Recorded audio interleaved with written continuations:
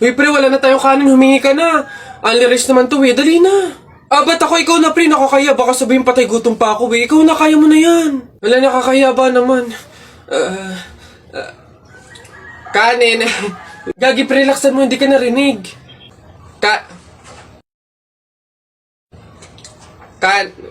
Dali na. Wait na, nakakairit ka lang. Kuya, ayan. Kanin. Ay, nakakaya. Ay, pre. Di ba sabi mo matapang ka? Oo, bakit? Ano? Pindutin mo nga yung fire alarm. Ako? Pipindutin yan? Dali! Ano, hindi mo kaya? Takot ka. Pakala ka pala eh. Walang kabilib-bilib to sa akin. Ako matatakot? Fire alarm? Baka nga di nalaga na yun. Tagal-tagal na yun. Tingnan mo Watch me Baka maging idol mo pa ako eh. Sino bakla? Lagi, aray, tumunog! Takbo, oy! Aray, sira ulo, tumunog, takbo, oy! Okay, huminahon po ang lahat. Kami po ay humihingi sa mga naabalang teacher at mga estudyante dahil po sa pagtunog ng ating fire alarm. Wala pong kahit anong sakunang nangyari dito sa school. Sadyang meron lang po talagang mga estudyante na nagtangkang pindutin po yung ating fire alarm. Buti na lang po at may CCTV at nakita natin kung sino yung pumindot nun. Kung kasi Gagi, ba't ako? Malay ko bang uto-uto ka? Pantay ko ngayon. Kaya naman, pwede na po tayong bumalik sa kanya-kanyang faculty at classroom.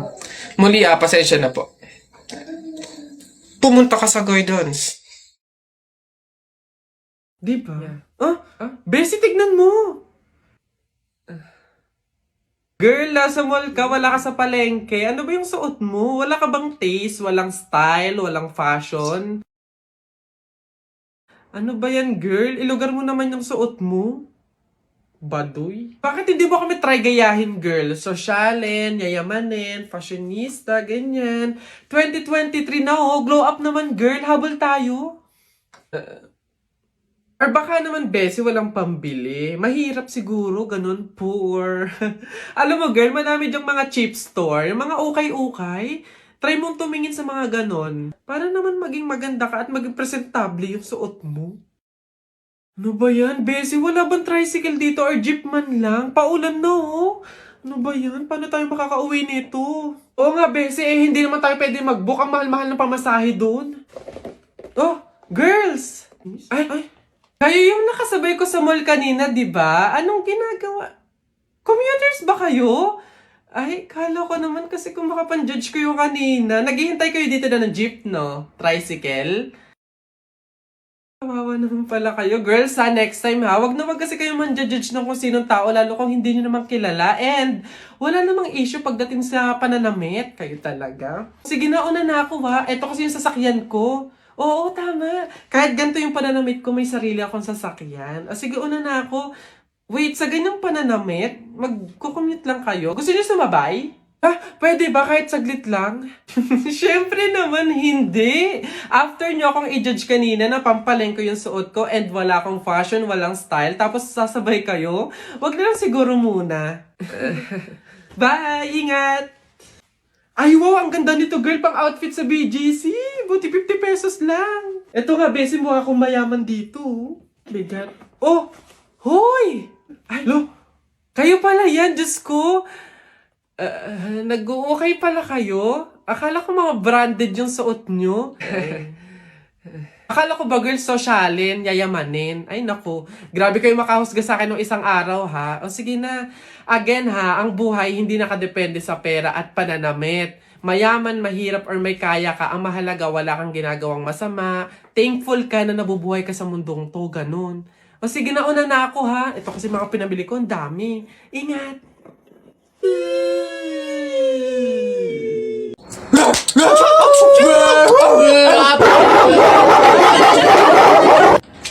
Wala na.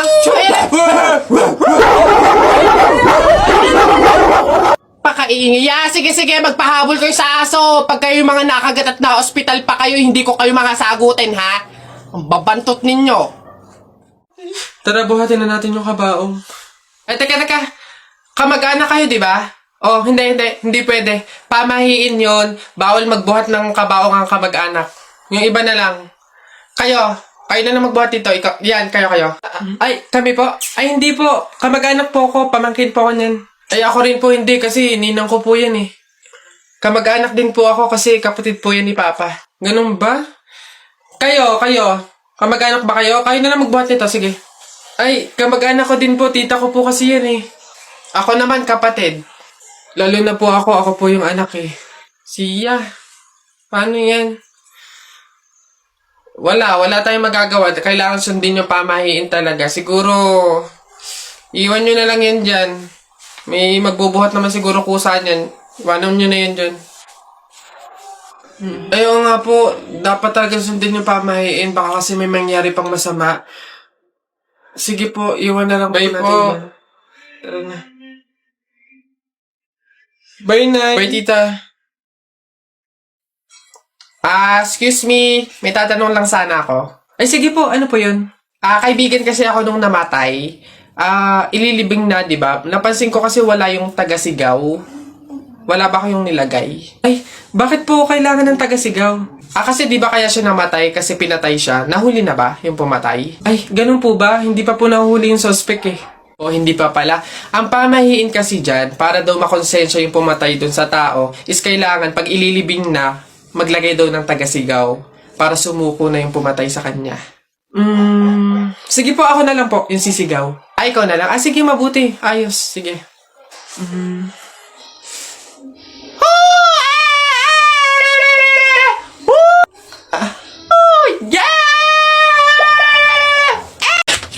Napagod ako dun na nakahabol kaya si Buboy tsaka si Jepoy.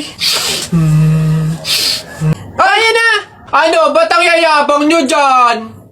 Joke lang naman yon. Wala, laban na lang tayo ng flip-top para malaman ko sino talaga mas magaling. 2 versus 2, ano? Ano? Ako si Duterte, ikaw si Bato. Ako presidente, ikaw kalbo! Ano? Sabi ni Peter Pan, walang taong mahirap. Nakita kita kahapon, tumatay, hirap na hirap! Ano? Talo na! Eto, ako si Spider-Man, ikaw si Batman, ako may sapot, ikaw support! Ano ako naman, flip-top kayo ng flip-top, sabi kayo ng sabi, wala naman kayo mga bebe! Ano? Meron kaya akong bebe? Sige nga, sino? Eto! Ako'y tinamaan, puso'y tinamaan, sadyang ikaw lang ang tanging dahilan. Walang iniisip, walang nalalaman, hindi ikaw lang pagkat ikaw ang mahal. Ano ba yan? Ayan na naman sila! Tara! Anak, Jepoy, bumili ka nga ng itlog! Sige, Nay! Kalimutan mo. Hoy, si Jepoy! Hoy, Jepoy, ano nangyari sa'yo kahapon? Oo nga, kinikilig ka sa mga banat ni Buboy, no? Hindi naman talaga ako kinikilig nun. Tekniko yun para matalo yung Buboy na yun, eh. Si Buboy! Ano, Jepoy, yun lang naman pala kahinaan mo, eh. Kilig-kilig ka pa dyan sa mga banat ko. Utot mo, di tuloy na natin yung laban natin ngayon. Nakita ko nanay mo sumakay ng bus, bukas na 2 pinto, sa bintana pa lumabas. Ayun! G, hindi ka bagay sa Pilipinas, bagay ka sa lata ng sardina. Ayun! Sus, hotdog, cheese dog, nanay mo sabog. Ayun! Ayaw mo magpatalo ba? O tignan natin sa banat kong to. The sun is rising, the rain is coming. When I see you smiling, naku po, I'm falling. Ayun! Hoy, di mo na ako maloloko sa mga ganyan-ganyan mo. Tuloy na natin yung laban, ano? Sige, tuloy na natin sa kasalan. Nung magagawa, laging natutulala. Tuwing lumalapit ka, ako ay natutuwa kahit di sinasabi. Hindi. Sabi ng nanay mo, wag ka na nga magsalita, kinilig ka na naman. Uwi na nga ako, tara na nga. Sa buhay ko.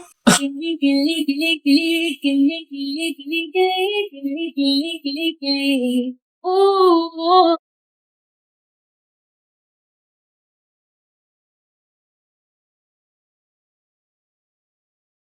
Saan? Oh, Uy anak! Ano yung ginagawa mo? Bakit ka dyan kumakain sa dilim ha? Alam mo, bawal yan, pamahiin yan. Hindi ka daw pwedeng kumain ng pagkain sa dilim. Mabubulag ka daw.